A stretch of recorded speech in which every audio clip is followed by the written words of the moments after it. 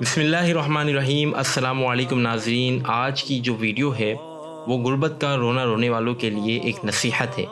مفہوم روایت ہے کہ امام غزالی رحمۃ اللہ علیہ لکھتے ہیں کہ ایک شخص نے کسی بزرگ کی خدمت میں اپنی غربت کی شکایت کی تو انہوں نے اسے اللہ پاک کی عطا کردہ نعمتوں کا احساس دلانے کے لیے ارشاد فرمایا، کیا تو اس بات کے لیے تیار ہے کہ اپنی آنکھ دے دے اور 10,000 درہم لے لے؟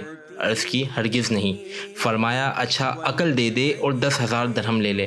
عرض کی کبھی نہیں۔ فرمایا اچھا اپنے ہاتھ دے اور 10,000 درہم لے لے؟ عرض کی کسی صورت میں بھی نہیں۔ فرمایا اچھا اپنے کان دے دے اور 10,000 درہم لے لے؟ عرض کی یہ بھی گوارا نہیں۔